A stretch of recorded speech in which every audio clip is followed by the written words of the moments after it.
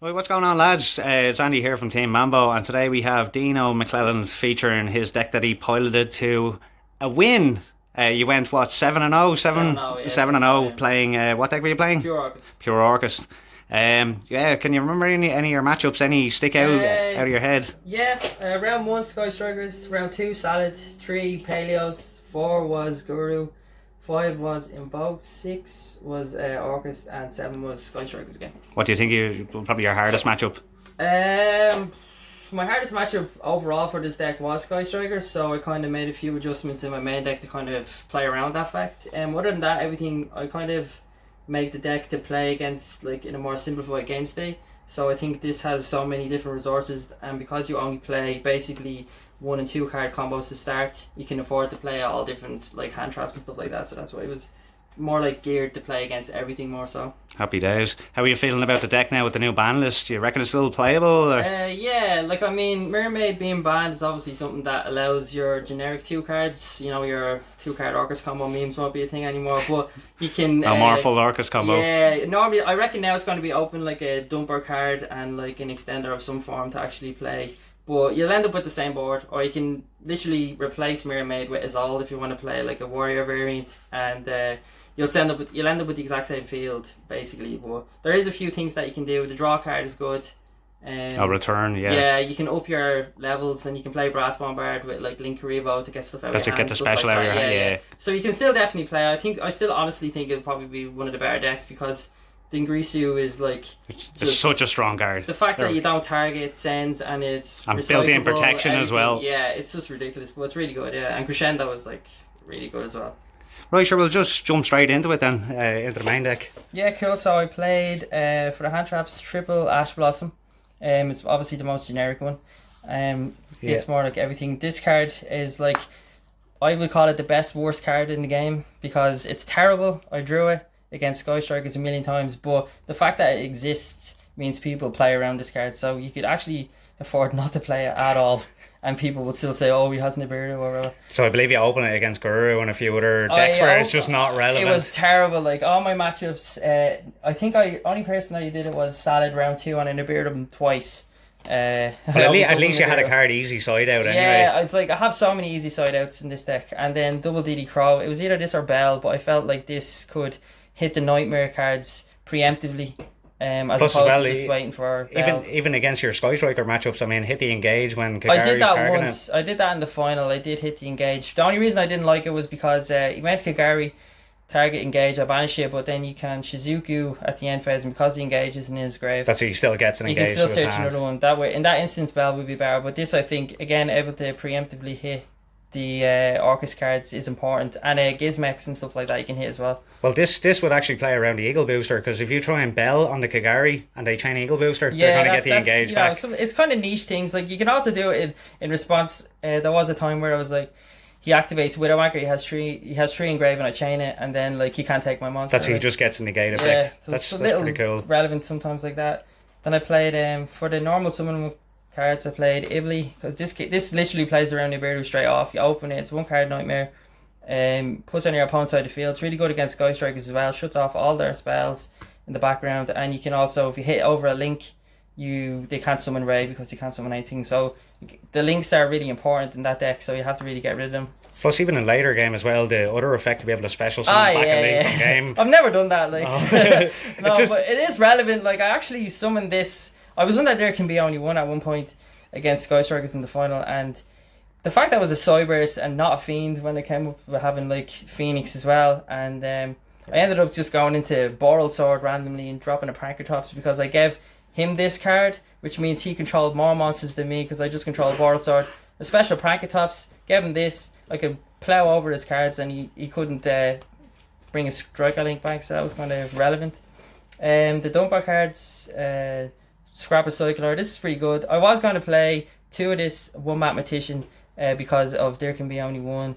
I didn't want to be locked out if I had like a Galatea or whatever. I could summon the Mathematician and send it, because I play a Shadal Dragon in the side deck, so I felt like the Mathematician could send it.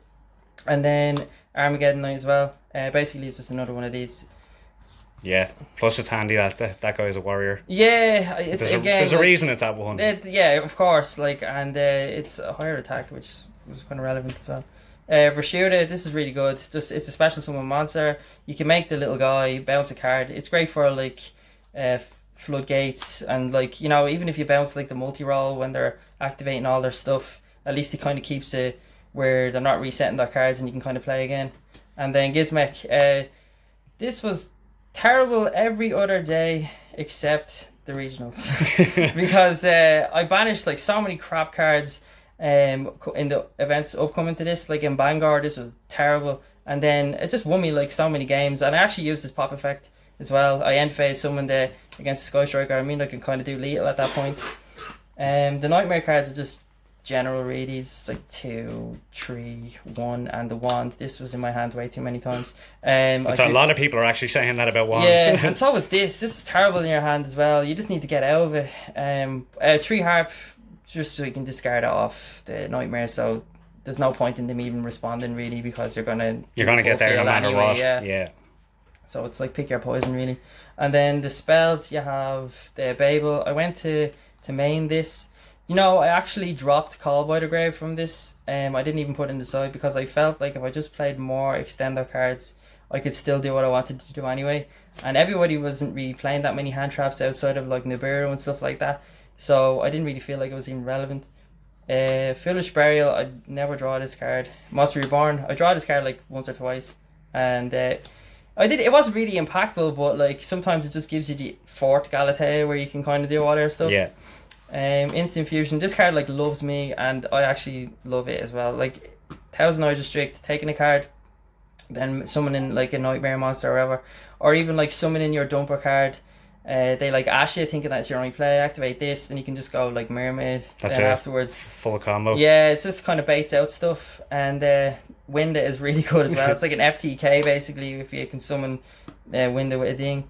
I played the Sky Striker engine purely because it's just another monster.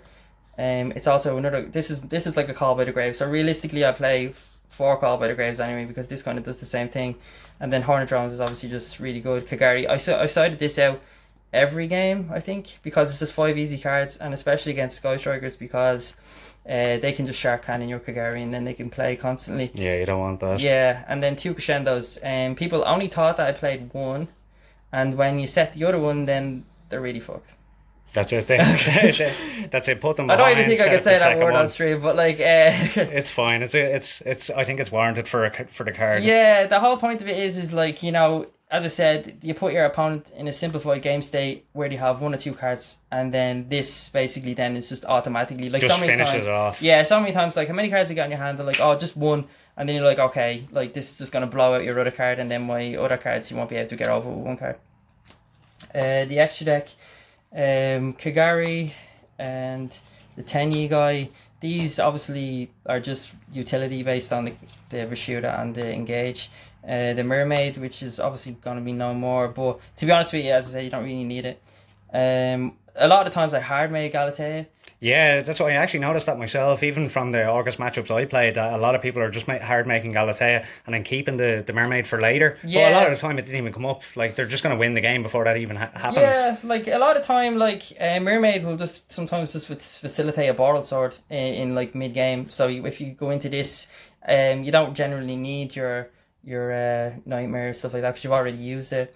The Cerebus, I usually just make for the Cerebus and the Phoenix. If I know I'm playing against a back row deck, I'll keep this and I'll make this, and then vice versa. If I think it's going to be like if you're not playing any back row, I'll just keep this. Makes sense. The triple Galatea, because like this card is like so good. It's really really good. Like, and Longrisu, it's actually really relevant. The fact that you can just pull back your cards without even having to apply its effect to send. The same with Galatea is kind of relevant because you can just resource all your stuff back into the deck and you can continue to play. Then this card is just goes for Leo. Game finisher. Like, this is just like, again, how many cards you got in your hand? 1, okay, I'll just kill you. Like, this card, I'd never made this card at all. Do you think it'd play a carrying forward? Yeah, because like in combo decks it's good, like, because you make this and then they like they summon and you get to blow them up like twice, which can be relevant, like, and you can't really recover from that. But like, I don't think a deck can really get over you anyway. Yeah. So, and the crescendo usually applies to you. I found that if I made this and the out of this, I had nothing in my grave, and I wasn't able to play the next turn if it was gone. So I was better off just to play in a state where I could continue to play. That's it. Just manage your resources. Yeah, and then this, like, the most broken card. It's ridiculous the way that you can just slap this on any Link 2 that you can make in this deck is basically just stupid. And then Winda and Thousand Eyes. Just the instant fusion. Yeah, instant fusion targets and 2 tokens basically, but like they didn't really do anything. And then my side deck, triple Lancia. This card is basically just for the mirror match, and I actually only played one, so I sided it in once. Did never seen it. The only deck that I was really good against was Invoked that I played, and I just said randomly sided in 2 because I just. Do you want to tell us about that special play that you did? Yeah, I had Crescendo set, and he was like, "Oh, I'll Cyclone your Crescendo," and I was just like, "Nah, I'll just Lancia." Now, obviously, it turned my Crescendo off, but also it just so happened that it turned nearly everything off for him. He had Mech Knights, he couldn't banish them, and he had System Down. System Down he had in his hand, and he couldn't even activate it, and then he just got wrecked over it. Triple Pankratops. I just love this card. It's like I don't think I'd ever get rid of it. It's just a go-to staple now for everybody's side deck at this stage. Any common threat that this deck has, this card can handle usually. Like, there can be only one is really annoying. And I don't think there's any other dinosaurs in the deck, is there? No, and then there's like just stupid cards like Floodgate cards. It's 26. That's it. It's just a big boy. Yeah, and you can summon it, and then you can just go. I've actually summoned that and just summoned the guy and went into Orcust combo with it as well. So, I mean, it's just another monster in that case. Mind Control. I probably would have played 3, but I didn't because Instant Fusion kind of acts like a. That's just so you've been playing five copies of Mind Control. It was enough, and a lot of the time when I won game 1, my going second was like. My side deck is basically all for going second, and in some cases then, like if I was playing against Striker, as I said, I geared this deck to go against that deck more, so I would let them go first anyway, and I continue then to play going second. 3 twins again. Kind of relevant for any Irish regional. Yeah, like, I mean, it's good. It was just because it was Striker. That's honestly the only deck that I just really didn't want to play against because it's really boring to play against. But like, it was just that this blows out their back row and then you can just kill them. It was good with Guru as well. It baits judgments like there's no tomorrow. And it's just good. Obviously, I would never put it in against Salad, and I would never put it in against Orcust either because they have Ding to protect it. Like, so many times people forget. Like, I have a Crescendo in one set and they're like, "Oh, Twister," and it's like, "Yeah, I'll just save it with the Ding," and they're just like, "Oh, you can do that?" It's like, yeah, that's actually pretty quite good. And then this is like the best card ever in the deck. Like, I've had this in my side deck for like the longest time and nobody expects it. Like, against Sky Strikers, they have a Shizuku with a link up. This gets rid of a back row that they have and a Winda. So if you run over the Shizuku, the Winda can come back, but not the Winda, sorry, the Ray can come back, but then they can't tag it out. So you just get to hit over it again, and getting rid of the links in that is just like really good. And every deck really kind of outside of Rogue goes into their extra deck as well. Came up against Orcust 2. I kind of grinded them out, DD Crow and stuff like that. And you had to make a Ding. And then when you made the Ding, you set 1, and I just did this, and this was just free, and this was game. Winda is another monster as well. If you normal summon your guy, you can go into your combo. It adds this back, so if you make the Mermaid, you can just discard it with the Mermaid as well.